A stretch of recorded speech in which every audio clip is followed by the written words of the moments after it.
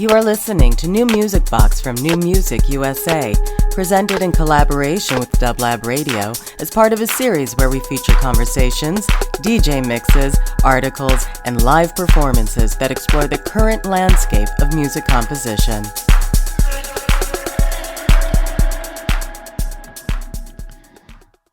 Hello, this is Samora Pinderhughes. I'm really honored to be a part of Dublab's collaboration with New Music USA for New Music Box.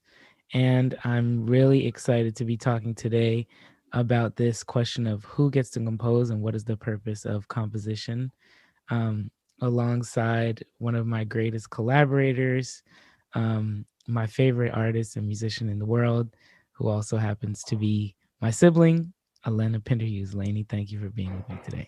Hello, thank you so much for having me. I am honored to be able to be here and talk about this. I'm excited to talk about this. So I think the greatest place for us to start is maybe to start with something that we both share, which is that we both originally started as instrumentalists, playing other people's music, and then over time grew into this role of composer, both in terms of writing music, both on and off our instrument, and also then eventually going into writing lyrics and singing and these different things. So I wanted to talk to you about how did that process develop for you, and how were you able to kind of take the process that you were developing on your instrument and try to translate that, especially the melodic part of that, into how you write music? Because one of the things that I love the most about your writing is how you approach melody. I think that you're very unique in the melodies that you create. So how do you create that, and how do you think about translating that? It's interesting for me because I started as a flute player. Obviously, we all start with the human voice at a young age. And so, we learn to sing, we sing in our process as well, but I started really as a flute player. And so when I started to compose, I realized that as I was composing, almost every single time I composed, I was singing it first.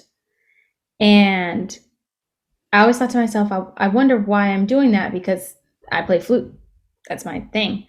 But I realized that oftentimes when you sing, it comes out more naturally, and you almost get to the heart of what that melodic idea is supposed to be without all the bells and whistles first. And then when I would bring it to flute, it would flush out in a different way. And then as I started practicing more and more, I realized that as I spent more time doing both, they kind of became synonymous in a way. And then I would start another song and I would do it on flute first. And then I would say, oh, well, maybe this is a different sound. But then they became about the same thing, which is, how can I get this melody to be the most purest form of what it can be, right? How does it come across the best? What is something that would translate? How does it hit the heart on the other side for the listener? And I think blending the flute and voice and realizing that it wasn't even either one of them. It wasn't the medium of how you're getting this out. It's actually the ideas that are inside. So it's really about the heart and the mind. It's not really about the vessel, right? Yes. The vessel is what it is. It's a vessel. And I think that is the part that really I had to grasp, because at first I was thinking, oh, I'm singing now, and I'm playing flute now, and now I'm playing piano and I'm writing, but it's really all what's inside, and you can express it in these different ways, but it's really not about those ways. It's about what's underneath those ways, if that makes sense. I totally couldn't agree more. I think that's exactly right. And I think that's a beautiful way to start this conversation about what is at the heart of composition, because a lot of, the purpose of this kind of series is to talk about new ways that people are composing, different ways that people are composing, different technologies people are using. But to me, I definitely really strongly believe that all of that is in service of what I call the channel, and it's like you could be using all different types of different ways to get the music together. But if it is getting in the way of that channeling process, or it's almost like obfuscating or making that channeling process like more complicated, it's not necessarily going to hit in the ways that I gravitate to.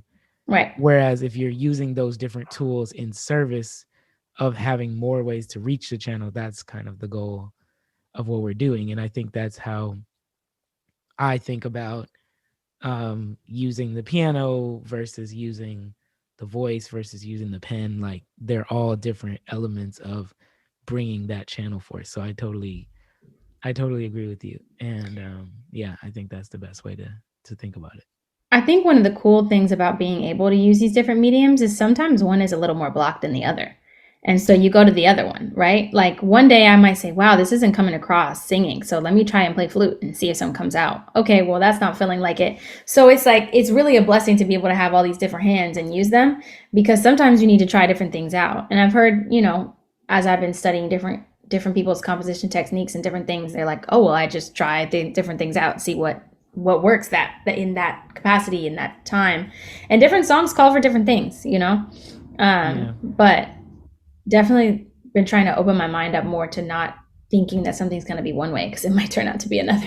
That's so real. It's also that, like, I feel like the mediums and the instruments also kind of dictate a different speed or process. Even like I've noticed that, like, for you, and I think for me as well, like the instrument, like the piano or the flute, is very much like instantaneous because of our process with improvisation. Yeah. And the ways that we think on the like instrument. It's like I'm just like finding ideas through just playing, Right. Whereas with the words and like trying to craft the perfect verse, it's almost like a painstaking process for me, where I want to find exactly the right adjective and exactly the right metaphor and exactly the right, rhythm of this and sound of a word that's gonna just hit this perfect way. So it's like everything has to be super careful, It's very wild how the minute that you attach words to something, it's like the pressure of it being perfect goes up exponentially, right? Because you're like, wow, okay, I have to make. You're making sentences when you play with the instrument, of course. But it's also, okay, the meaning behind each word, putting the sentence together, the story behind everything. It's the words add a whole nother element. And definitely a lot of time. Yeah, that's for sure. That brings me to my to the next thing that I wanted to talk about too, which is blending genres and disciplines. This is something that both you and I are very passionate about. And I think that one thing I would say is that in different ways for both of us, there's ways in which we probably could have stayed comfortable and just been like, okay, I'm going to do this one thing and try to do that great, but we both had this desire to push past that and find entirely new, ways of making music and new genres, new disciplines, whether that's film or whether that's just blending, the improvisatory forms with, other forms like R&B and hip hop and all these different, songwriting formats. So I just wanted to ask you, like, why is that important to you? I think I know obviously some of the reasons, but I would love to hear why it's important to you. Well, I think it's important to me for a few different reasons. Number one, it's the most honest to me and what I actually hear and what I listen to and what I think my cultural references have been, which are really, really eclectic. And I feel blessed to have grown up with so many different types of music, like from all around the world. Mostly all, stemming from, which I think is an important place, the African diaspora, right? Yeah. But we have a tendency, and I think especially in the US, we have a tendency to box everything in all these different places. But when you look at the root, it's all coming from the same place. But we put them in all these different places. It's the same people. The rhythms are from the same place. The thing that makes you want to dance are from the same place. The harmonies from the same place. Exactly. It's just, we've decided that there are all these different things in order to sell it and place it, for different people. What's for different people? What, you like this or you like this? But for me, we never had those boundaries growing up. We listened to everything. Yeah. And we even were in a program called the Young Musicians Program, now Young Musicians Choral Orchestra, that taught us everything. We played every kind of music in that program, right? From jazz, R&B, classical, I did Brazilian music. I did everything, you know. And we were in the choir, which people we were don't in the know because they're choir. like, "Why? How did you sing?" Right. So we started to sing. We sang every day. We sang every day. But I think when I try to write and restrict myself by thinking, oh, this is to this, or this is to this, or I want to write a song that's in this genre, it never works. Yep. It never comes out good. It comes out. That's so true. I was like, maybe there's another word for this. No, it's forced. It comes out forced. And then oftentimes I'm keeping myself from something that could be amazing because I'm restricting myself from hearing or believing that other things could be true. Right. So I think that's the first and foremost thing. It's the most honest thing that I can do. And that's what I really hear when I allow myself to hear anything. Right. The second thing is, I think I love the blending of cultures. I love when we can do and hear and interact with different cultures, right? So I love that something that I might be inspired by might make its way in. I think that's amazing. And three, I think it's really important for me to push past what my first instinct of what something could be is and just explore all the possibilities. And I love to learn. And I think if you learn and you're a lifelong learner, then all these different things are eventually going to make their way into your practice, whether it's film or visual art or different things. And if it's not you doing those things, it's you collaborating with other people that do, which is the best part of the process is collaboration and finding amazing other creatives to bring in. So maybe that answers some of it. Yeah, no, that's perfect. And I mean, I think those are all exactly, I think, what I strive for as well, and the ways that we connect on how we want to make things. And I think the other thing that we try to tend to strike a balance towards is that we want to make music that is extremely like carefully and intentionally made, with all the details being at the highest level that we can make it, and all the craft that we spend our time, developing poured into it, while also making sure that it is that there's no barrier to entry for anybody that's listening to it. Exactly. That's really important. And I think that a lot of times that's even its own genre separation or designation to me, because people say, oh, okay, either we're just going to give people the lowest common denominator pop song that's written by one of 5 of the same pop hit makers that made all the top 10 songs in the last 10 years. They all sound the same. Or we're going to, create and like listen to these things that are just like very, very, very inaccessible to people that, are just trying to listen to things on a daily basis and just understand them, And I think another part of it though is, on top of that, is no judgment, right?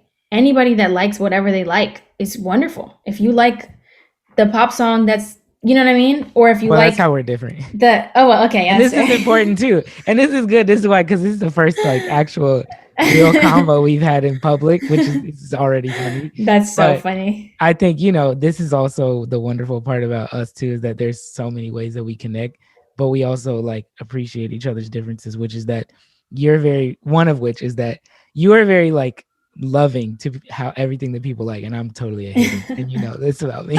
I'm just like, no. I don't know if you're a real hater for real though. I'm just very opinionated about yeah, but I think that's also the beauty. So is everyone though. Yeah. So is everyone. I think everyone, I'm not going to sit here and say I don't have my opinions. Of course I do. But I think, I think in our music, yes, accessibility is super important. Yes.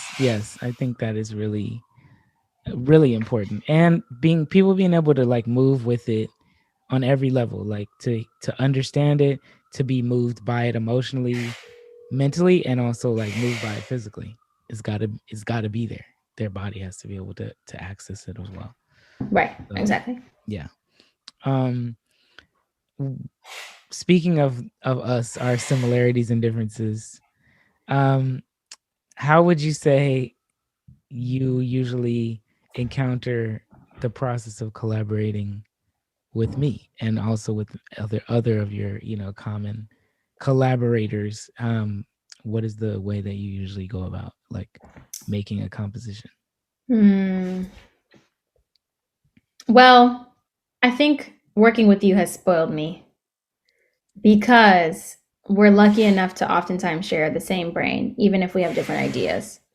We always know if something is right when we hear it. Like, oh, this feels right, or no, that's not quite it. And with other people, I haven't been able to find that in the same way, just because, I mean, we're siblings and we've been playing together. We're twins, you know? Yeah. We just share that musical brain. Yeah, it's something I don't even know how to put my foot on it, right? Yeah. And at the same time, it's been really important for me to find my strength in my own ears and my individuality, right? Because I think when you respect someone to the utmost degree, like I do you, and you respect their musical choices and their genius, sometimes if you're not careful, you might go with exactly what their ears are hearing, right? But I think it's really important to also acknowledge that you have your own ears, and different people might want different things for themselves in their own music, right? And I think that's something that we've been able to hear with our own music, is that it stems from the same roots, but our music sound really different. And I think that's so beautiful. It's really awesome. And sometimes you might be like, oh, this is amazing. I might be like, it's amazing, but I don't think it's right for what I want at this moment, right? In this particular song. Yeah. So I think having trust in your gut and what you and your ears, right, and your heart and all the things that guide what I think music should be guided with, is how it makes you feel, is really important. And then sometimes allowing yourself to, if you're not really sure, also trust the other person and let them take the reins and see where they're gonna go, right? So I think it's really an exercise in trust, collaboration. Yes, because totally. You know, if you try to rush judgment before an idea is even done, you might not even get the brilliance that could happen, right? Because sometimes it's gonna take hours. Maybe if you decided at 36 minutes that the idea isn't right, you might have lost an idea that at 2 hours was gonna be brilliant, right? So yeah, I think that's one of my favorite parts and processes of collaborating, is that there's been so many different pieces that we've created together that, like, at one point or another in the process, either you or I has been like, this is not really working, and then the other person is like, no, we got to stick with this idea, like there's something here. Yes. And then at some point the song reveals itself and you're like, oh no, actually that's true, it's there. And you're like, wow, this is something I didn't think was here. Yeah.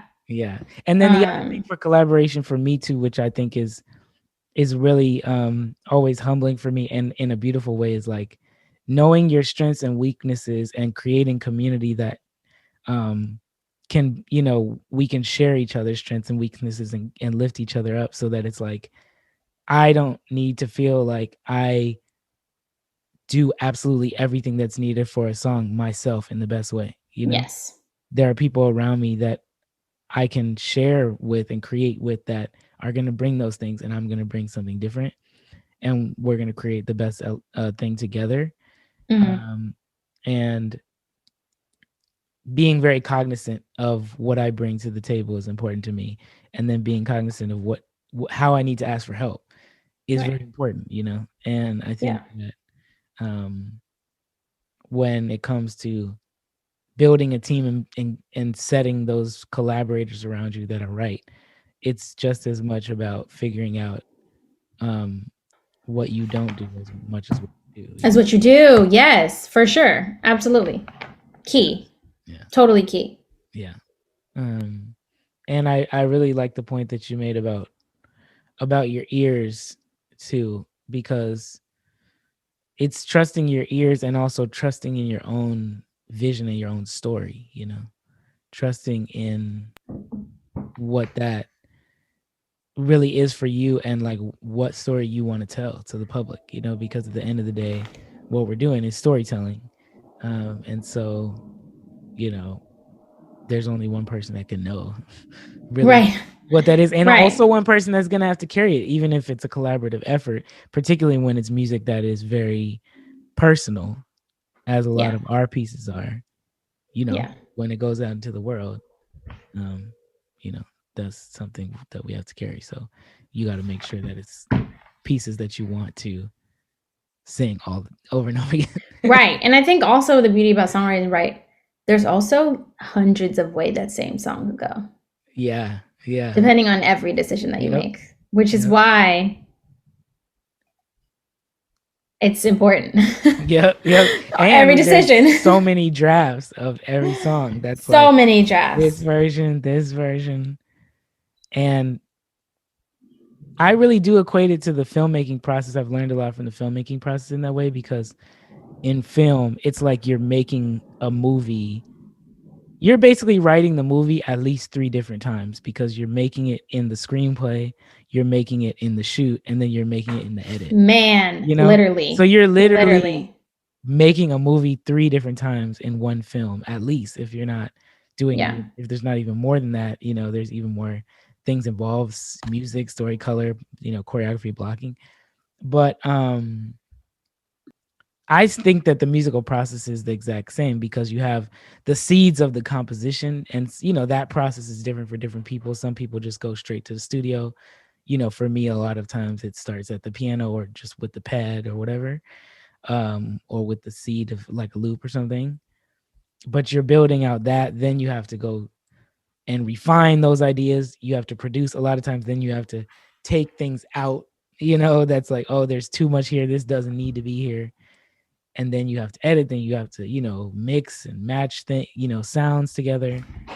And so that's such a process. And then you have how the music lives in the live context, which is a totally different story. Totally different story, which is crazy. It's like, there's so many layers that go to it. And I think people, the other thing is, if you do your job right, it doesn't sound like you did that many things. Yep. Because it sounds seamless, Right. Yep. And I think that is an important part of the process too, is simplicity. It's like there's a lot of people talk about the practical, I would say, or even physical or like technological parts of making a song, but they don't talk about the mental practice, because the mental practice is just important, because just as much as you can not be prepared on your instrument, or not have the skills necessary technologically to finish a song, is as much as you could get in your own way through, being too self-conscious, or having too much of an ego to like take things out that don't need to be there, or like, not listening to wise counsel of somebody that hears something that's like, they're right, or the opposite, which you're talking, which is just like, no, I'm going to, stick to what I believe in on this, even if other people are saying something. Well, I mean, I think both of those points are really important, right? That's the opposite side of that, which is sometimes your ears are not right. Sometimes you've sat with something for too long, which really happens a lot. You've sat with something for too long, and you're like, you're too close to it, and you can't hear the big picture. And sometimes you need somebody else to come in and say, hey, I think this is actually the direction. Then you come back to it and you're like, wow, that's brilliant. Right. So yeah, it's such a crazy, like, alchemical science experiment. It is. But spiritual. It is. Well, I have the same question for you. What has the process been like for you for collaboration, and I guess collaborating with me as well? Yeah. I mean, collaboration is like my favorite thing in the world. And I feel so lucky to have so many people that inspire me. And I think that's one of the biggest things that happens with collaboration for me, is inspiration, because I'm realizing that I'm somebody that I need constantly to be inspired in order to create. Like, I think of it a lot as a bowl of water that one is like drinking from and also filling up. And it's like, you have to have that balance and equal measure. Yeah. And if I'm just giving, I cannot, there's a point at which I don't have anything left to give. And that inspiration is like my hydration in a certain way, Yes. And so being around the right kind of collaborators, it gives you that inspiration. Yeah. Because they're coming with their ideas, their talents, their genius. And you're like, oh yeah, we're firing. Like we're in here now, Yeah. And that's something that really inspires me a lot. And then I think, like you say, I mean, there's also there's a spiritual element to the process that you can't really describe, but there really is something wonderful that happens when you have a collaborator that, or collaborators that you're speaking some type of language together where you can really tap into each other's shared experience and like pull out the most important elements of that and put it into the framework of a piece of art. And obviously we have a cheat code for that because we're literally twins, and like we also grew up playing together and creating together. So like our harmonic language and like the kind of things that speak to us sonically, they're not all the same. Some are actually wildly different, but like at base level, they share a lot. But I think the cheat code for other people is sharing, right? Yes. And spending time. Exactly. Like the best things are going to come when you tap into some type of shared experience, even if it's something that you like. Oh yeah, I like this chord, or I like this beat, or I like this melody. Like that's shared experience right there, and that might come from something else. So, you know, in sessions that I've been in with other people that have gone really well, and other collaborators that I've formed really great working relationships with, it all comes from spending time and sharing, and then finding out where that like shared love of whatever that song is going to be comes from. Yep. And I also think that, you know, the highest level of what gives me joy in collaboration is to work with somebody that, for me, I'm like, this person is, at least in my opinion, a great, you know. And there are greats everywhere out here. Like people, there's so many greats. There's so many amazing people. I think sometimes that we like restrict, like only these 10 people can be genius or whatever. And it's like, you know, there's this whole idea of that. But I'm like, man, there's so many greats out here. Yeah. And obviously, like, to me, you are a genius. And it's like working with you, I am constantly receiving that inspiration. And I'm also constantly, it's very easy for me to hold myself to a certain standard as far as this is the kind of music that we're going to make. Because I know that that standard is possible, you know, and that's a big part of being able to make things at whatever the highest level is that you can make them, is, you know, to really like reach for that. And sometimes you're reaching for things that you don't even hear yet. Yeah. You know, so you're really stepping out on faith. It's interesting experience. You're stepping out on faith, man. It's like every time you write something, you're stepping out on faith. You're like, can I do this again? I think so. Every time. All right. Well, we could go all day, but I'm just gonna ask one last question for you. And this could go a lot of different ways. So it's just, you know, obviously there's a million ways to answer this question truthfully, but just based on what comes most immediately to you, what do you think the purpose is, or a purpose is, for music and for composition? Like, what does it give either to you or to those that, you know, experience it at the, you know, at its best, deepest form?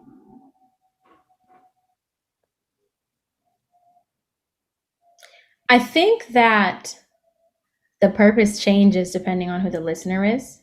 And there's also a purpose for the creator, right? Because for the listener, depending on when that person is listening and what they're going through at that moment and why they needed to listen to that song, the purpose might be different. It might be to uplift you and make you feel like you can go on a 2-mile run, right? That's a workout playlist. And it might be like to pull you out of the depths of sadness. It might be, there's so many different ways that you could think about what it is, and it changes for everybody. And it might change for the same person depending on what time of the day and what they're going through. They're listening to that song. So that to me is the purpose of the listener. And the purpose for the listener is to touch them in whatever way they need that song at that moment for whatever it is. And sometimes it's just to feel great or dance or be with friends. And sometimes it has an even more deeper emotional connection, right? Or I don't want to say deeper, because joy is also a really deep emotion, but For sure. a different one. And I think for the creator, excavation. It's a lot of things. It has been a lot of things for me. It's I don't know, the purpose of music right now. The purpose of music is like, as a teacher to me, I'm just learning a lot about myself, a lot about what I can and can't do, what I can do. I don't want to say can't do. A lot about patience, a lot about time. It's a big teacher. And I think it has also allowed me to connect and find joy in so many different parts of my life. So yeah, that's a big question. I could go on about that one for a long time. What is the purpose of music to you? That's such a great answer. I love that as a teacher, because it is that. I think I really love that. I think that's a perfect answer. I would say for me, I definitely agree with you that it can have, the purpose can change depending on where the person is, the listener and the creator. But I think for me, particularly when it comes to composition, and when I think about, crafting a song and delivering that, and then a person receiving that, I think about, and also I think about your beautiful answer about teaching. I think it's like the best songs to me, or the songs that reach me the deepest, they're lessons for life. And those can be really small lessons, like you're saying, like get off your butt and go do this thing, or like, yes, you can have confidence, or whatever. Or they're like, when you have that thing in your life that is just indescribable, you have no language for it. Then, here comes this song, and it's boom. That's exactly what there it is. Right. And especially in those moments of your life, in those parts of your life that is universal, every person experiences them, where a lot of the day-to-day things kind of melt away. That's exactly where the music comes in, And so to me, like that's always where it's going to be. And I also think that the music is what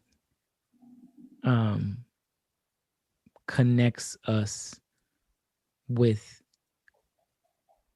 time in like the grandest sense, because beyond the sense that it's always been around, it's also like literally in the air, like the sound waves are happening as we speak. And the idea that we are making music from that is actually like a crazy thought when you think about it. Very wild. And I feel like, I was trying to figure out how to explain what you just explained, which is also, it's like it makes empty space, which isn't necessarily a bad thing, but it makes empty space, it fills it, it's like it makes something that was otherwise colorless colorful. I don't know how to explain it, but it's perfect. Quite something. That's definitely it. So I think that's a beautiful place for us to end this conversation. If you want to hear more, it'll be in the music. So, love that. But we appreciate the time and this opportunity, because usually we're just having these conversations between us, like literally every day. True. Yeah. But I'm grateful to you for taking this time to have this conversation with me, and for also just always being by my side, like from the very beginning of right back at you music, and always right back at you, And I was expecting you to ask me each other's secret weapon, but I don't really think that works, because everybody knows that we're up in each other's business all the time. I was waiting for you to ask me who my greatest musical influence was, and the answer was going to be you. So, well, thank you. And we'll end there, and scene. But no, thanks so much. Thank you for having me, and this is awesome. I could talk about this all day. Yeah. So until next time, we appreciate y'all for listening. This program was produced by Dublab and supported by New Music USA and featured on New Music Box. Additional programs and more details available at newmusicusa.org and dublab.com.